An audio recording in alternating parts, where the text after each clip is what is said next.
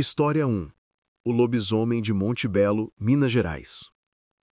Eu nasci e cresci em Monte Belo, uma cidadezinha do sul de Minas, rodeada de morros, cafezais infinitos e pequenas fazendas onde todo mundo conhece todo mundo.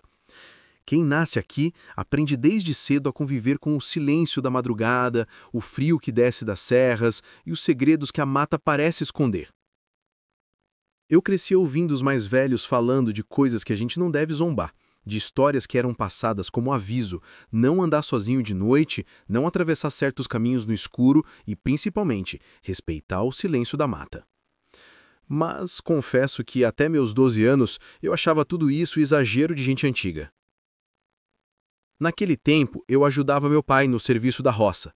Ele era leiteiro, e toda madrugada a gente saía ainda no escuro para buscar o leite e levar até a cooperativa da cidade.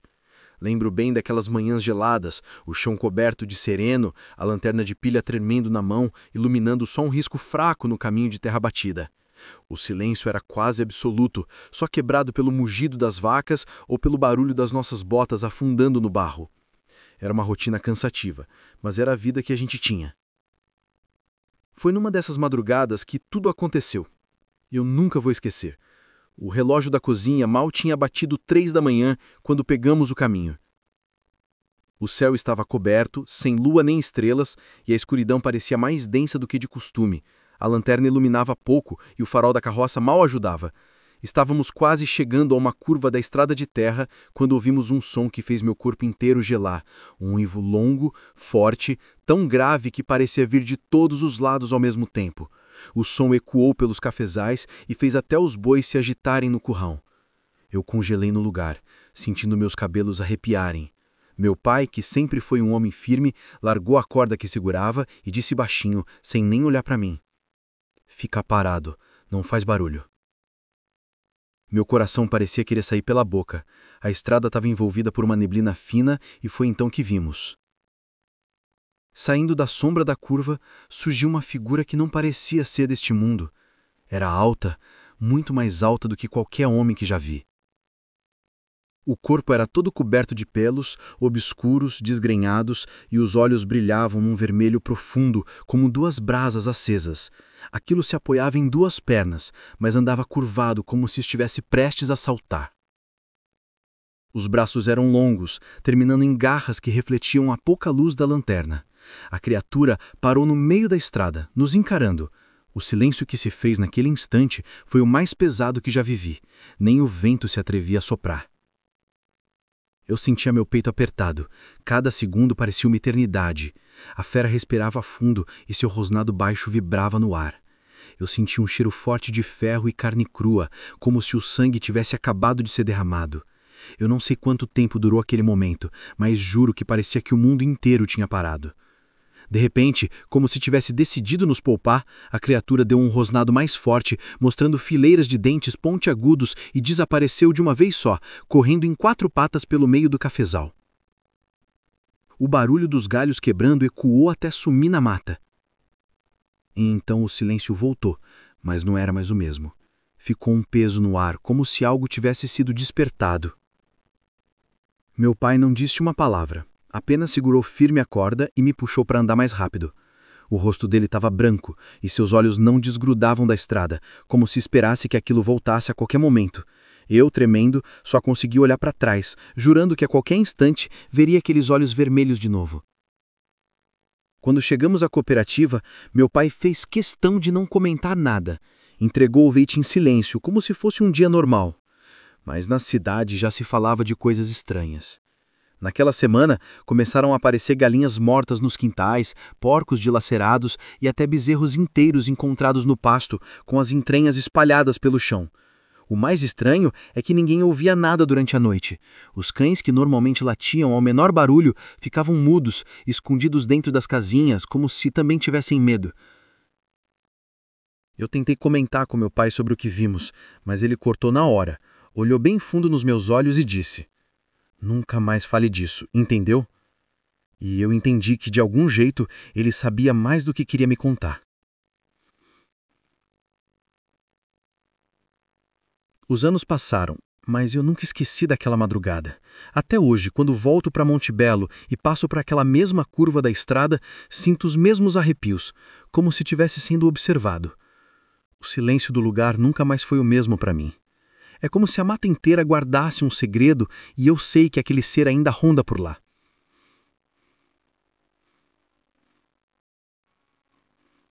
Algumas pessoas na cidade juram que é apenas lenda, invenção para assustar crianças, mas eu sei o que eu vi.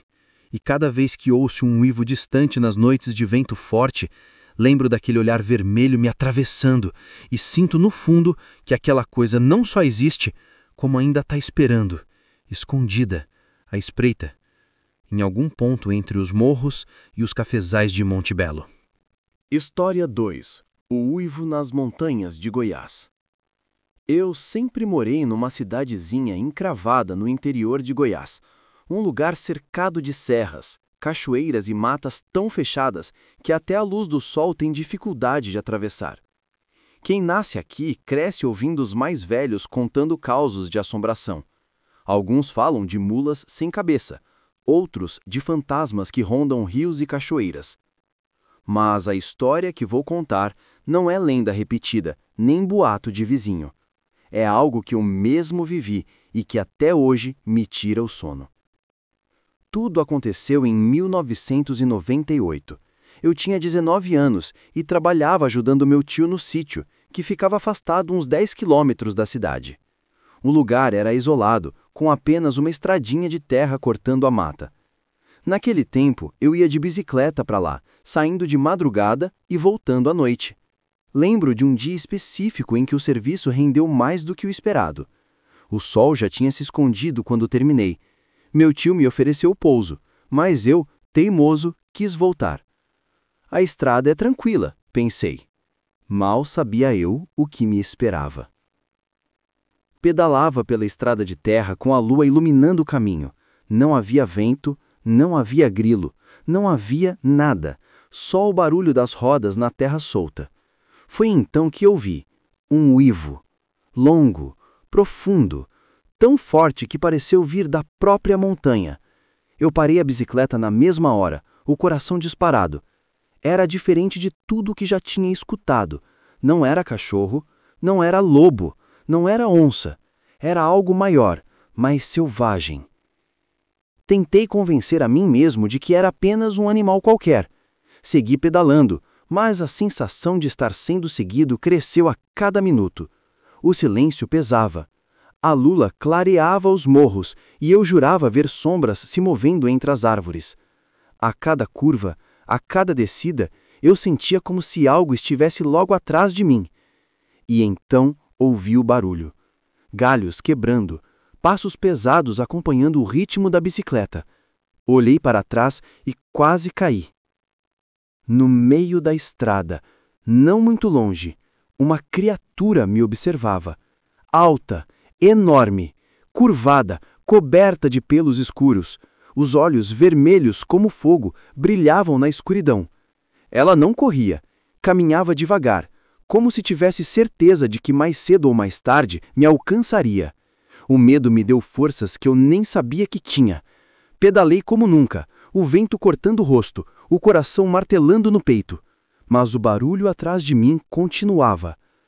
Não importava o quanto eu acelerasse, parecia que aquilo sempre estava na mesma distância. Foi só quando a estrada começou a descer perto da entrada da cidade que o som sumiu. Arrisquei olhar para trás e não vi nada. Só a estrada vazia e a mata fechada. Mas eu sabia que não tinha sido imaginação. Meus músculos doíam de tanto esforço, mas o medo não deixava meu corpo parar de tremer. Quando cheguei em casa, desabei no chão da sala. Meus pais ficaram assustados, mas não contei a verdade. Como explicar aquilo sem parecer louco? Passei a noite em claro, revivendo cada detalhe daquele olhar vermelho que me atravessava. Nos dias seguintes, a cidade inteira começou a comentar.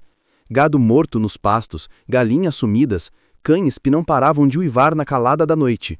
Alguns vizinhos juravam ter visto uma sombra enorme rondando os currais. Os mais velhos diziam: é o bicho, o mesmo que aparece de tempos em tempos para lembrar que a gente não manda nessa terra. Poucos tinham coragem de falar em voz alta. Lobisomem. Mas, no fundo, todo mundo sabia. Depois daquela noite, nunca mais peguei a estrada sozinho. Até hoje, quando vou visitar minha família em Goiás, evito passar por ali depois do pôr do sol. E sempre que escuto um uivo ecoando pelas montanhas, o mesmo arrepio percorre minha espinha, como se aquela criatura ainda estivesse à minha espreita, esperando a hora certa para aparecer de novo. História 3. O Mistério de São Miguel do Oeste, Santa Catarina. Meu nome é Jonas, e eu vivi boa parte da minha vida no interior de Santa Catarina, numa cidade pequena chamada São Miguel do Oeste.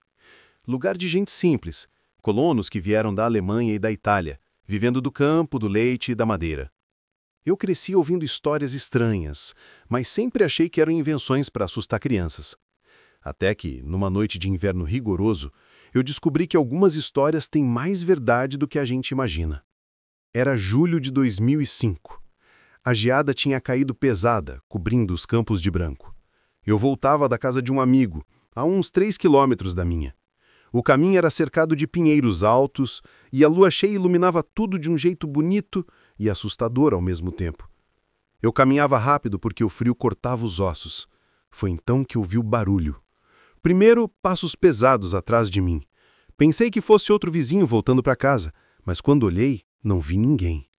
Continuei tentando não dar importância, mas logo depois veio o uivo. Longo, profundo, ecoando pela mata de pinheiros. O som parecia fazer o chão tremer. Meu coração disparou. Aumentei o passo, mas os passos atrás de mim também aumentaram. Olhei de novo e foi quando vi uma sombra imensa que se movia entre os pinheiros, sempre me acompanhando. Não conseguia ver direito, mas os olhos, aqueles olhos vermelhos brilhando na escuridão, me encarando, sem desviar. Corri. O frio já não importava, só pensava em chegar em casa. Atravessei a porteira quase caindo, bati a porta e me tranquei por dentro. Minha mãe, assustada, perguntou o que tinha acontecido, mas eu mal conseguia falar. Tudo que eu dizia era: "O bicho, mãe, eu vi o bicho." Naquela mesma semana, começaram os comentários. Gado morto, cães desaparecidos, rastros enormes encontrados na lama perto do rio. Alguns diziam que era lobo, mas não existe lobo por aqui. Outros, mais corajosos, sussurravam a palavra proibida: lobisomem. Eu tentava não acreditar, mas cada vez que a lua cheia surgia, os cães latiam sem parar, como se algo rondasse as casas. E sempre, no meio da madrugada, o mesmo uivo ecoava pelas montanhas. Hoje, tantos anos depois, já adulto, ainda me lembro daquele olhar. Às vezes sonho com ele. Às vezes acordo no meio da noite, jurando ter ouvido passos na varanda. E cada vez que volto a São Miguel do Oeste, sinto como se o tempo tivesse parado, como se aquele inverno de 2005 ainda estivesse vivo. O frio, a lua cheia e os olhos vermelhos na escuridão. Eles nunca mais me deixaram.